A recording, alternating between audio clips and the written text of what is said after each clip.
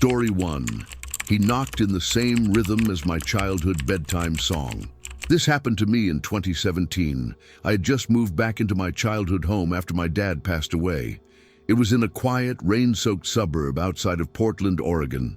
The kind of neighborhood with overgrown hedges, mailboxes that lean slightly, and porch lights that glow like dull stars in the fog. My mother had moved to Florida years earlier, and the house had sat vacant for nearly 2 years before I returned. I wasn't doing well, mentally. I'd just gone through a breakup and work had given me indefinite leave. The house, while familiar, felt hollow. The furniture was sparse, rain tapped at the windows almost constantly, and at night, the place echoed. It was during one of those nights, lying in the guest bedroom, my old room, that I first heard the knocking, 3 soft knocks, then 2, then 3 again. Tap, tap, tap, tap, tap, tap, tap, tap. I froze. Not because it sounded threatening, but because that rhythm was so precise, so unmistakable. It was the lullaby my mother used to hum to me when I couldn't sleep. She'd knock the rhythm gently on the headboard before she sang it. I sat up in bed. The house creaked in the wind. I waited, but it didn't happen again that night. The next day I brushed it off, probably the radiator or some wood contraction from the moisture. I hadn't slept well. It was easy to mishear things. That night it happened again. Same rhythm. This time I was awake for it, lying still, listening. It was coming from the hallway just outside my door. I didn't open it. I waited, and when nothing followed, I pulled the blanket higher and shut my eyes. The next morning I called my mother. She picked up after a few rings. Her voice was strained. Florida agreed with her, but not her lungs. I told her I was staying in the house. She didn't say much. Then I brought up the lullaby. I asked her if she remembered the one she used to sing, the one where she'd knock the rhythm on my headboard before humming. There was a pause. She said, "What do you mean I used to knock? I never did that." "No, you did," I told her. "I remember. You'd knock the rhythm of the song on the wood." She went quiet for a long moment. Then she said, "I never taught you that song." Her voice sounded smaller than I'd ever heard it. I didn't know what to say. She told me she needed to go, that she'd call me back, but she never did. That night, the knocking came again, this time closer. Still the same rhythm, always the same.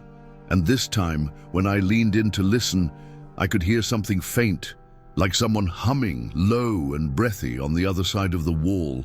After the third night, I started boarding the door. It was an old latch bolt, the kind from the 70s that wouldn't stop anyone really determined.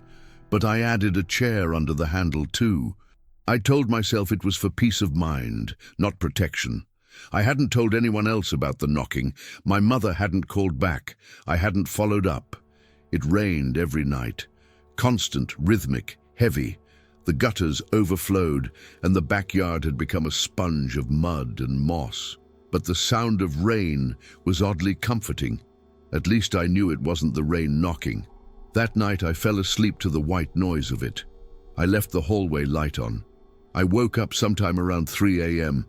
It wasn't the knock that woke me. It was cold, damp. I sat up, groggy and confused. My feet touched the floor, and I heard it. A splash. There was water on the floor. I flipped the lamp on and saw the puddle stretching out under the bed. A wide, dark pool glistening in the soft light. I stared at it, trying to understand. The window was closed. Locked, no drips from the ceiling, no trail from the door. It smelled faintly like moss. I leaned over the edge of the bed and reached under.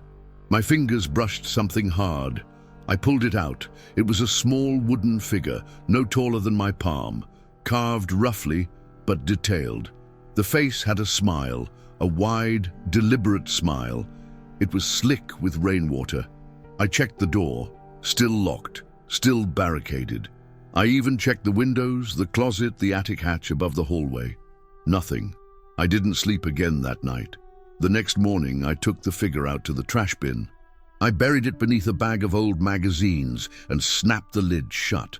That afternoon, I ran every faucet, checked the walls for leaks, even called a plumber. Nothing explained the water. That night, I found the carved figure again. This time, it was on the windowsill, dry and smiling. By the fifth night, I bought a white noise machine. I set it up on my nightstand, chose a frequency that sounded like distant wind over mountains. Not rain. I didn't want to confuse anything again. I tried not to think about the puddle, or the wooden figure which I'd thrown out a second time, this time at a gas station dumpster 10 miles away. That night, I laid in bed with the door bolted, the chair wedged underneath, my phone charging beside me, everything locked. I set the machine to play until morning, and for a while it worked. I don't remember falling asleep, but I remember waking up, because the sound was gone. It was dead silent. I checked the machine. It was still on.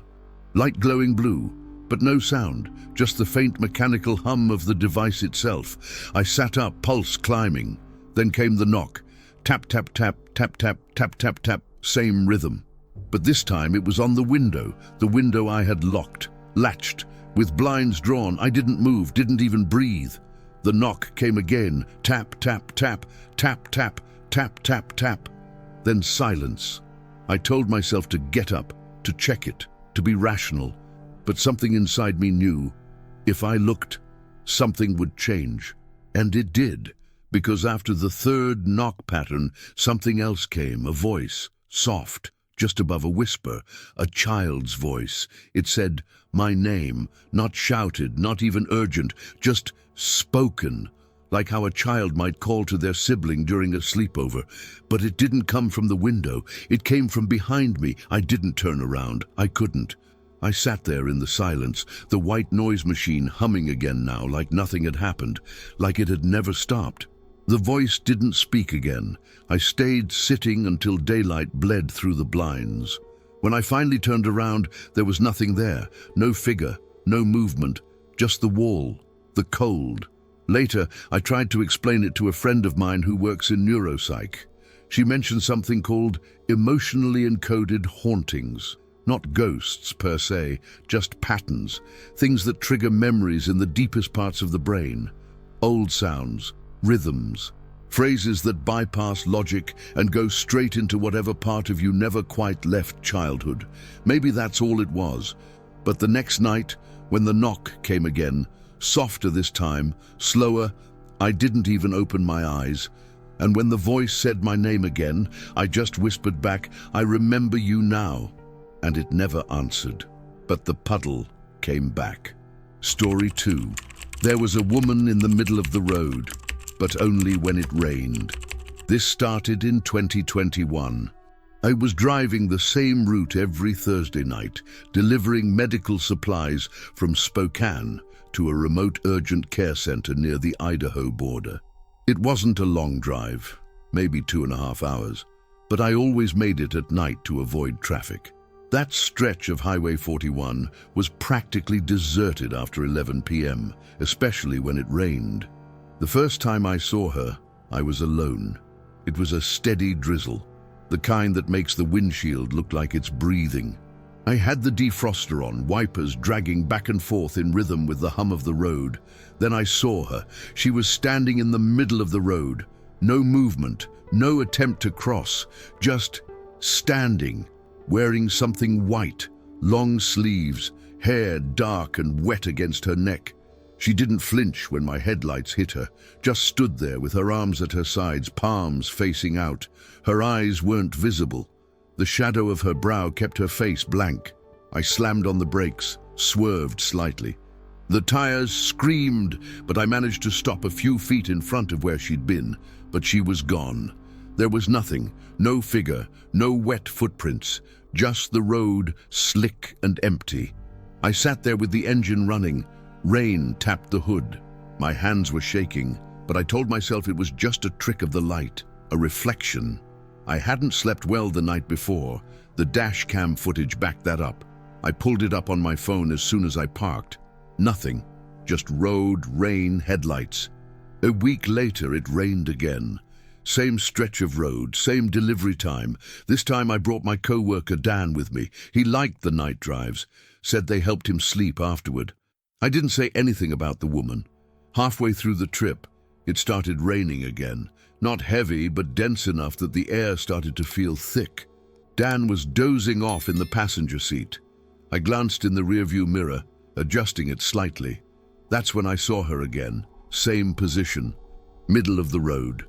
Pale sleeves, dark hair, except this time she wasn't in front of the car. She was behind it, still, staring. But we were moving. I looked back directly through the rear window. Nothing. Back to the mirror. There she was. I tapped Dan's shoulder. "Hey, hey! Look behind us!" He turned, squinting through the rain-blurred glass. "Nothing there, man. What am I supposed to be seeing?" I didn't answer, just kept watching the mirror. She stayed there, unmoving. Her face beginning to resolve a little clearer now, pale but expressionless, eyes too wide, lips slightly parted, like she was about to say something but forgot what it was. I kept driving. Eventually, the rain slowed. The wipers slowed with it, and she disappeared. Dan said I was probably tired. I didn't argue. That night, I checked both the dash cam and Dan's phone footage. He'd filmed parts of the drive to test a new video stabilizer, static, visual stuttering, like signal interference, only during the segment when she was in the mirror. I didn't sleep well that week. The next Thursday, it rained again. I didn't take Dan this time.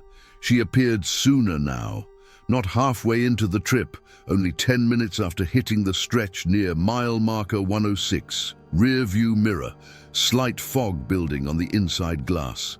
She stood farther back this time, maybe 30 yards, still facing me. I watched her until the mirror went dark with condensation.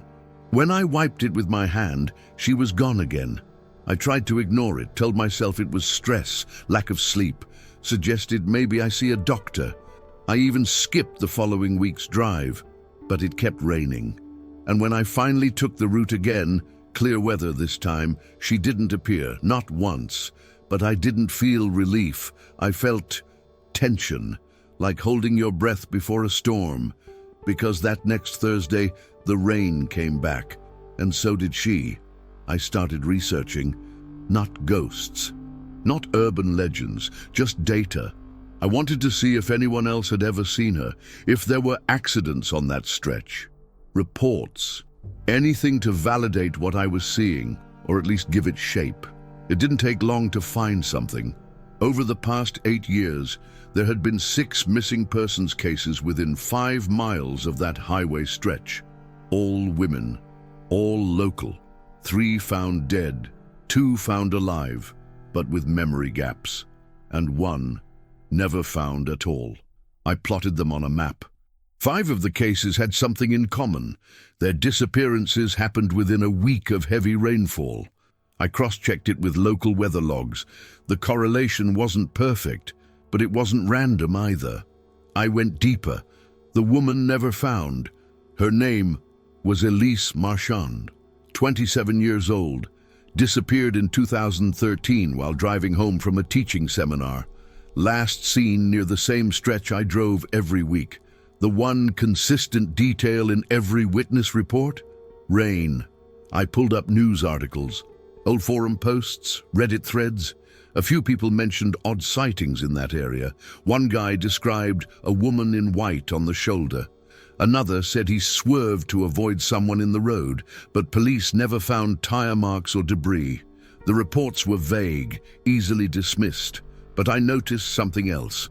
Every one of the resolved disappearances, those that ended with bodies or survivors, were found within 7 miles of that road, except Elise.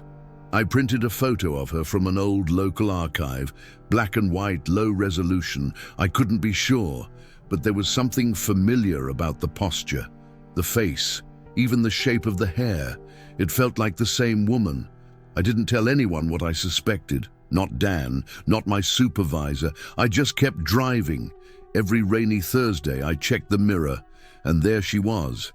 I started talking to her, not full sentences, just words, trying to see if she reacted. She didn't. She never moved. She never got closer until the 3rd week of October. That night, she wasn't 30 yards behind me. She was 10, close enough that I could see the way her hands curled inward, her jaw slack, her eyes blank but heavy, like she'd been crying for days. I whispered, "Is your name Elise?" Nothing, but when I blinked, she was gone. I became obsessed with the idea of water. I'd read a paper once about hydro-resonance phenomena, unproven, fringe science, but it fascinated me. The theory proposed that certain memories or consciousnesses could exist in suspended atmospheric conditions. Basically, a haunting that needed water in the air to manifest. It sounded ridiculous, but it explained why I only saw her in the rain, why she appeared nowhere else, not in clear weather, not on footage, just in the moment, in moisture.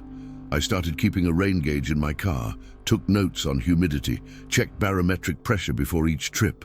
Every week, the pattern held. Until I made a decision.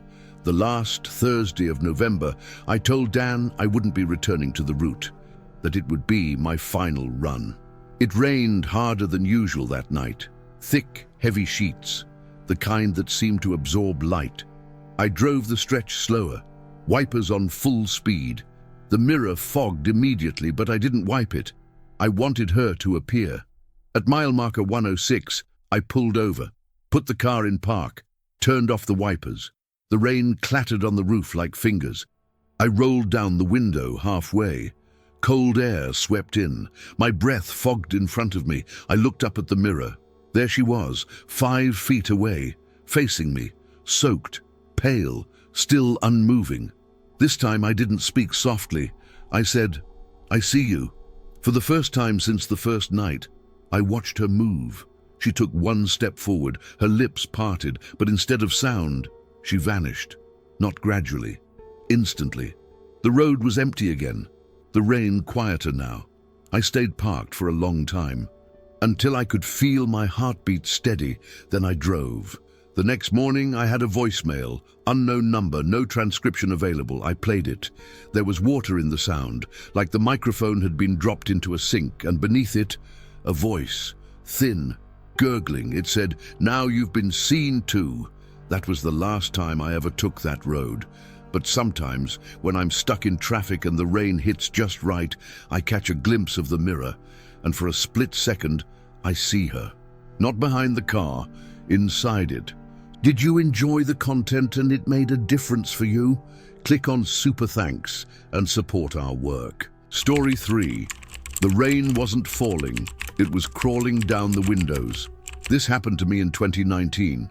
I had just moved into a small second-floor unit in a quiet neighborhood just outside Asheville, North Carolina. It was a short-term lease, 6 months, meant to give me space after the end of a difficult relationship and an even more difficult miscarriage. The apartment was modest, 2 rooms, old carpeting, and windows, lots of them. A wide, arched one in the bedroom that overlooked the trees, a pair above the kitchen sink, one beside the bathtub. The first few days were fine. It rained a lot, but that wasn't unusual. Appalachian spring. On the 4th night, I noticed something strange. I was getting ready for bed, brushing my teeth, when I heard the sound of rain on the bedroom window. It wasn't loud, more like the soft clicking of drops against glass. I looked up. The window was covered in water. Heavy, constant streaks moving downward. The kind of rain you'd hear clearly through a roof. But when I went to the kitchen to grab a glass of water, nothing. The windows were dry. I opened the back door and stepped outside. Dry. No sound. The sky was cloudless, moon high and sharp, trees perfectly still. I walked back inside. The bedroom window was still soaked, rain crawling down it like veins, but the rain only existed from inside. I stood there for a long time, staring. Eventually, I went to bed, telling myself it was just some quirk in the insulation, or maybe condensation from the temperature shift. But the next night, it was back. Same time, around 11 p.m. This time, it wasn't just the bedroom, the bathroom window too. Both showed water pouring down the outside, but outside, it was still dry. I checked. Twice. That night I left the door open, sat in the living room and watched both the front yard and the glass. Outside, stayed clear. Inside, those same streams of moving water, as if the rain existed in some inverted layer of space, visible only through the lens of that window glass. It made me feel trapped, like the house was becoming its own climate system. I started keeping towels near the sills, but they never got wet. The moisture was only visual, no puddles, no damp air, just moving rain crawling endlessly downward, visible only from where I stood, like a warning or a reminder. It was about a week in when the words started forming. At first, I thought it was just patterns, streaks in the condensation that my brain was overinterpreting. We're hardwired for faces, shapes, letters, but these were structured. It began with 3 lines on the bedroom window, just above eye level, not carved, not written in finger oil. The trails were formed by irregularities in the condensation itself. They spelled, "We stayed." The letters weren't clean, but they were unmistakable. I wiped the window with my sleeve. 15 minutes later, they were back. This time a second line appeared beneath. "You left." That was when the nausea started. I didn't eat much that day. Sat in the kitchen watching the window, rain flowing down from nowhere, glass cold, even with the heater on. The third message came the next morning. "We remember." All 3 phrases remained etched into the fogged surface, like something was breathing through the walls. It didn't matter how often I cleaned them. They reappeared, always in the same scrawl, like someone dragging a finger too slowly through wet ash. I stopped sleeping in the bedroom, started using the couch. But soon the kitchen window joined in. One morning I walked in to make coffee and saw a single phrase across the center of the pane. She wasn't alone. That's when the dreams started. Repeating scenes, always the same room, a crib, a slow drip, something pressing against the glass, watching, not banging, just waiting. I would wake with my eyes already open. I stopped cooking, stopped answering my phone. I couldn't bring myself to invite anyone over. I didn't want them to see the messages, because a part of me, some deep, cold part, started to believe I wasn't hallucinating. That maybe the rain was telling me something, not about the apartment, but about me. I tried blocking it out. I taped up the windows, covered them with blankets, towels, layers of duct tape and cardboard. It didn't work. The next night, the living room window started to fog, even sealed, and this time the message wasn't subtle. You couldn't hold her. I scraped the glass with a plastic spatula. I pressed my palms into it like pressure would erase the letters. I even turned the heat up to try and clear the air. But the words came back, always in that same hesitant script. I started seeing them elsewhere, in the steam from the bathroom mirror, in the trail of dishwater down the sink, in the puddle left behind by a tipped-over glass. You chose to leave. I told myself I didn't believe it, that it was stress, manifested guilt, nothing more. But then I started seeing it even with my eyes closed, behind the lids, the exact scrawl, backwards sometimes, like it was trying to be read from inside. I packed my bags on a Sunday, left the apartment without telling the landlord, moved into a sublet uptown, smaller, dry, only one window. It was fine for a few days. Clear skies, no fog, no rain. I started sleeping again until the 4th night. I woke up to the sound of water. It wasn't loud, just a slow patter.